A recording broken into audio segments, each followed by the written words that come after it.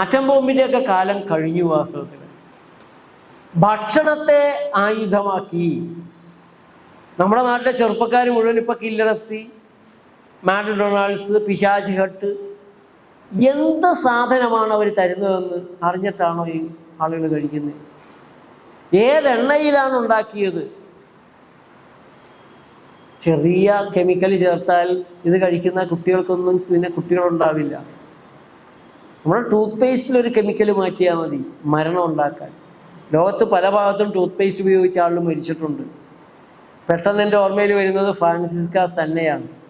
Francesca സന്ന 19 വയസ്സുകാരിയായ യുവതിയായിരുന്നു, ബ്രിട്ടൻകാരിയാണ്. രാവിലെ സുഹൃത്തുക്കൾ വെളുപ്പിന് തന്നെ അവർ പിക്നിക്ക് പോകാൻ പ്ലാനിട്ടു.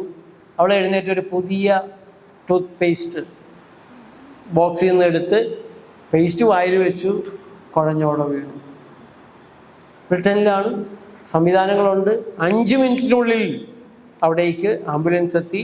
10ാമത്തെ മിനിറ്റിൽ അവൾ ഹോസ്പിറ്റലിലെത്തി. പക്ഷെ മരിച്ചിരുന്നു. പോസ്റ്റ്മോർട്ടം ചെയ്തു.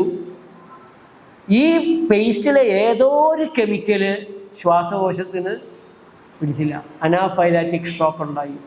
അങ്ങനെയാണ് മരണം എന്ന് റിപ്പോർട്ട് വന്നു.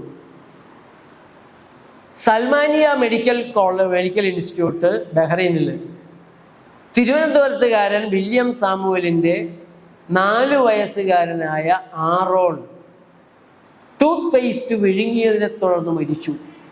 മലയാള മനോരമയിൽ വന്ന വാർത്തയാണ്. 2019 ജൂണിലാണ്. ഞാനിത് കൊല്ലത്തൊരു ക്ലാസ്സിൽ പറഞ്ഞപ്പോൾ ഒരാൾ എഴുന്നേറ്റിട്ട് പറഞ്ഞു അത് എൻ്റെ റിലേറ്റീവായിരുന്നു. സൽമാനിയ മെഡിക്കൽ ഇൻസ്റ്റിറ്റ്യൂട്ടിൽ കുട്ടിയെ കൊണ്ടുവന്നു, മരിച്ചിരുന്നു. പോസ്റ്റ്മോർട്ടം നിർബന്ധമാണ്. പോസ്റ്റ്മോർട്ടം നടത്തി കഴിഞ്ഞപ്പോൾ വയറ്റിൽ ടൂത്ത് പേസ്റ്റ് 2 വയസ്സല്ലല്ലോ, പുറത്ത് എഴുതിയിട്ടുണ്ട്, താഴെയുള്ള കുട്ടികൾക്ക് നൽകരുത്, ഉപയോഗിക്കരുത്. ഏതായാലും ടൂത്ത് പേസ്റ്റ് വിഴുങ്ങുന്ന കുട്ടികൾക്ക് മരണമാണ്. ആര് ടൂത്ത് പേസ്റ്റ് വായിൽ വെച്ചാലും അതിൽ 10 ലക്ഷത്തിലൊരു അംശം ഉമിനീരിലൂടെ അരിച്ചരിച്ച് ഉള്ളിൽ പോകുന്നുള്ള ഉറപ്പാണ്. പിന്നെ കുറേ കഴിയുമ്പോൾ അൾസറായിട്ടും ക്യാൻസറായിട്ടും ഒക്കെ വന്നു. ഇതൊക്കെയാണ് നമ്മളെ രോഗികളാക്കുന്നതും നമ്മെ അകാല വാർദ്ധക്യത്തിലേക്ക് നയിക്കുന്നതും.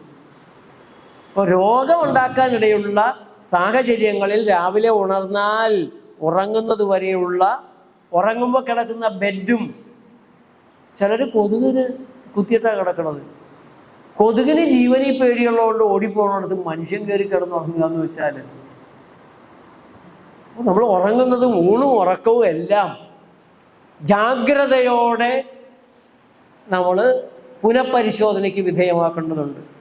അപ്പം ആദ്യം ഒരു തീരുമാനമെടുക്കുക, രോഗങ്ങളില്ലാതെ ജീവിക്കണമെന്നുള്ളതാണ് എൻ്റെ ഏറ്റവും പ്രധാനപ്പെട്ട ലക്ഷ്യം. ആ ലക്ഷ്യത്തിലേക്ക് എന്ത് ബുദ്ധിമുട്ടിനും ഞാൻ തയ്യാറാണ്. എത്ര കഷ്ടപ്പെട്ടായാലും ശരി, രോഗിയാകാൻ ഞാൻ തീരുമാനിക്കുന്നില്ല. രോഗിയായി ചികിത്സിക്കാൻ നടന്നാൽ നിങ്ങൾക്കൊരു അറ്റാക്ക് വന്നു കഴിഞ്ഞാൽ പിന്നെ നിങ്ങളുടെ ജീവിതം മുമ്പത്തെ പോലെ നിങ്ങൾ മാവേ കയറുമോ, ഓടുവോ? പിന്നെ നിങ്ങളുടെ ജീവിതം ഒരു മെയിൻറ്റെയിൻ ചെയ്ത് അങ്ങനെ ചത്തനൊക്കവേ ജീവിച്ചിരിക്കും എന്നുള്ളൊരു രീതിയിലേക്കായി പോകും. അതുകൊണ്ട് അതിലേക്ക് വീഴാതെ നോക്കാൻ ആ ചിട്ടയാണ് നാം പാലിക്കേണ്ടത്. അത് വളരെ ലളിതമാണ്. പലരും കരുതുന്നത് പോലെ പ്രകൃതി ജീവനം പാലിക്കാൻ പ്രയാസമേ ഉള്ളൊരു കാര്യമല്ല, വളരെ ലളിതമാണ്. ഞാൻ ചെറുപ്പത്തിൽ എൻ്റെ 14ാമത്തെ വയസ്സ് 16 പള്ളിയിലെ വലിയ പ്രവർത്തകനൊക്കെ ആയിരുന്നു. അതുകൊണ്ട് അപ്പനും അമ്മമാർക്കൊക്കെ എന്നോട് വലിയ ബഹുമാനമായിരുന്നു. അവരൊക്കെ സ്തുതി തരും. അപ്പോൾ എനിക്കും തോന്നിയിരുന്നു ഐ ആം സംബഡി എന്നൊക്കെ തോന്നിയിരുന്നു.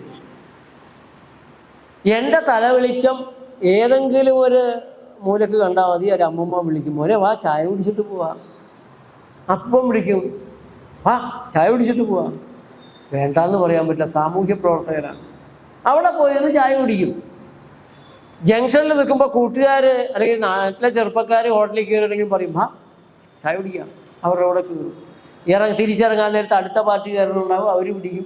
10-22 ചായയും കാപ്പിയും ഞാൻ കുടിച്ചിരുന്നു. ഈ ചായയും കാപ്പിയും എന്താണ് ചെയ്യുന്നതെന്ന് മനസ്സിലായപ്പോൾ അത് നിർത്താൻ തീരുമാനിച്ചു. പ്രയാസമായിരുന്നു. ഇടയ്ക്ക് കുടിച്ചു പോവും, കുടിക്കണമെന്ന് തോന്നും, ആ നേരത്തെ തലവേദന ഒന്നൊന്ന് വരും, പ്രയാസം ഉണ്ടായിരുന്നു. നിർത്തി. ഒരു ചായ കുടിക്കാൻ 5 മിനിറ്റ് സമയമാണ് ചായ ഉണ്ടാക്കി കുടിക്കാത്തത് കൊണ്ട് നമുക്ക് വേണ്ടി വന്നത്. 22 ചായ കുടിക്കാൻ എത്ര സമയം വേണ്ടി വന്നു? 1.5 മണിക്കൂർ സമയം ചായ കാപ്പിക്ക് വേണ്ടി കളഞ്ഞിരുന്നു. എനിക്ക് ആ സമയം കൂടെ ലാഭം കിട്ടുക ചെയ്തത്. 5-6 നേരം ഭക്ഷണം കഴിച്ചിരുന്നു. ഒരു ഭക്ഷണം ശരിക്കിരുന്ന് കഴിക്കാൻ 1/2 മണിക്കൂർ, പെട്ടെന്ന് കഴിച്ചിറങ്ങാവുന്നതാണെങ്കിലും ഒരു 10 മിനിറ്റ്. ആ സമയം ലാഭം വന്നു. ഇത് നമ്മുടെ നാട്ടിലൊരു വീട്ടമ്മയുടെ ജോലി എന്താ? നേരം വെളുത്ത പാതിരാത്രി വരെ ഭക്ഷണം ഉണ്ടാക്കുക, അരിയുക, കഴുകുക, ഭക്ഷണം ഉണ്ടാക്കുക, പിന്നെ വിളമ്പുക, പാത്രം കഴുകുക, വിളമ്പുക, വിളമ്പുക, പാത്രം കഴുകുക. ഇത് തന്നെയാണ് ജോലി. ഉച്ചയ്ക്ക് ലഞ്ച് കഴിഞ്ഞ് അടുക്കള പൂട്ടി താക്കോലെടുത്തേക്ക് പോരണമെന്ന് ആലോചിച്ച് നോക്കിയേ. അവരുടെയൊക്കെ മുഖം ഇങ്ങനെ വിടർന്ന്. ഈ 3 നേരത്തെ വേവിച്ച ഭക്ഷണം കൊണ്ട് നമ്മൾ രോഗം വേവിച്ചുണ്ടാക്കുകയാണ്. 1-2 നേരം മാത്രമേ വേവിച്ച ആഹാരം പാടുള്ളൂ. 3-ാമത്തെ നേരം കഴിക്കുന്നെങ്കിൽ അത് പഴങ്ങളായിരിക്കണം. 4-5 ജ്യൂസ് നിങ്ങൾ കുടിച്ചോളൂ. ആ ഒരു മാറ്റം വരുത്തിയാൽ തന്നെ രോഗങ്ങളില്ലാത്ത ജീവിതത്തിലേക്ക് നിങ്ങൾക്കും പ്രവേശിക്കാൻ സാധിക്കും. പ്രമേഹം വളരെ കൂടിയിരിക്കുന്നവർ, ആസ്തമ വളരെ മൂത്ത ആളുകൾ, ഹാർട്ടിന് കൂടുതൽ പ്രയാസങ്ങളുള്ളവരൊന്നും മരുന്ന് പെട്ടെന്ന് നിർത്തുകയോ ഇത് കയറി അധികം ചെയ്തു നോക്കുകയോ ചെയ്യണ്ട. കാരണം അതിന് റിസ്ക് ഉണ്ട്. അവർ കുറച്ച് ദിവസം നമ്മുടെ നെടിയവിള ഉറിയാക്കോടുള്ള പ്രകൃതി ചികിത്സാ കേന്ദ്രത്തിൽ പോയി താമസിച്ച് പതുക്കെ ഒന്ന് കുറച്ച് നമ്മുടെ പ്രകൃതി രീതികൾ ചെയ്ത് അത് ഫലിക്കുമ്പോൾ കുറച്ചുകൂടെ കുറച്ച് അങ്ങനെ നോക്കിയിട്ട് ചെയ്യണം, അബദ്ധങ്ങൾ വരാതിരിക്കാൻ. അതല്ല എങ്കിൽ നിങ്ങൾക്ക് തന്നെ ഇത് ചെയ്യാവുന്നതേ ഉള്ളൂ. പിന്നെ 2 ആഴ്ച അവിടെ പോയി നിന്നാൽ മൊത്തം രോഗങ്ങളെയും ചികിത്സിക്കേണ്ട വഴി ഡെയിലി അവിടെ ക്ലാസ് ഉണ്ട്, ഡോക്ടർമാർ ക്ലാസ് എടുക്കും. സംശയങ്ങൾ എന്തും ചോദിക്കാം. അവിടെ ഒരു രഹസ്യവും ഇല്ല. നിങ്ങൾക്ക് വീട്ടിൽ പാലിക്കാൻ കഴിയാത്തതോ നിങ്ങൾക്ക് മനസ്സിലാക്കാൻ കഴിയാത്തതോ ആയ ഒരു കാര്യവും ചെയ്യാൻ പാടില്ല എന്നുള്ളതാണ് ഞങ്ങളുടെ ആദ്യത്തെ നിയമം. കുറച്ച് ദിവസം പോയി നിന്നാൽ മൊത്തം ശരീരത്തെ ഒന്ന് ക്ലെൻസ് ചെയ്യാം. ഇനി രോഗം വേണമെന്നില്ല, ക്ലെൻസ് ചെയ്യാം. കുറച്ച് ദിവസം നിന്ന് രോഗങ്ങളില്ലാതെ ജീവിക്കാനുള്ള വഴി പഠിച്ചെടുക്കാം. തുടർന്ന് ഒരു പ്രയാസമില്ലാതെ ജീവിക്കാം.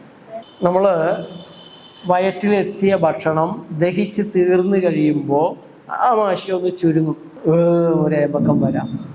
അതിന് കഴിച്ച ഭക്ഷണത്തിൻ്റെ രുചി ഉണ്ടാവില്ല. അത് കഴിഞ്ഞ് നമ്മൾ ഭക്ഷണം കഴിച്ചുകൊണ്ടിരിക്കുകയാണെങ്കിൽ വളരെ സാവധാനം ചവച്ചരച്ച് ഒരു ഭക്ഷണം വായിൽ വെച്ചാൽ മനുഷ്യൻ എത്ര പ്രാവശ്യം ചവയ്ക്കണം? 32 പ്രാവശ്യം എന്നാണ് കണക്ക്.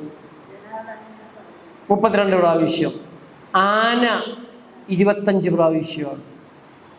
ആനയുടെ പ്രായം ആനപ്രാന്തന്മാർ മനസ്സിലാക്കുന്നത് ആന പുറയിലെ മുൻകാലി വെച്ചതിൻ്റെ മുന്നിലാണ് പിൻകാല് കയറ്റി വെക്കുക. അങ്ങനെയാണ് ആനയുടെ നടപ്പ്. പക്ഷെ പ്രായം ചെന്ന ആനയുടെ കാല് മുൻകാല് വെക്കുന്നതിൻ്റെ പുറകിലേ വരുള്ളൂ. ചവയ്ക്കലും കുറയും പ്രായം ചെന്ന് കഴിയുമ്പോൾ.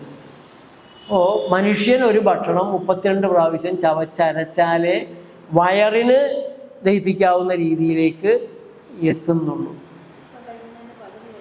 ഇപ്പം നമ്മൾ പാത്രമേ പറ്റുള്ളൂ, സമയവും കൂടുതലെടുക്കും. ഇപ്പം കഴിക്കുന്നതിൻ്റെ പകുതിയാണ് ഉമിനീര് ചേർന്ന് വെള്ളം വരും.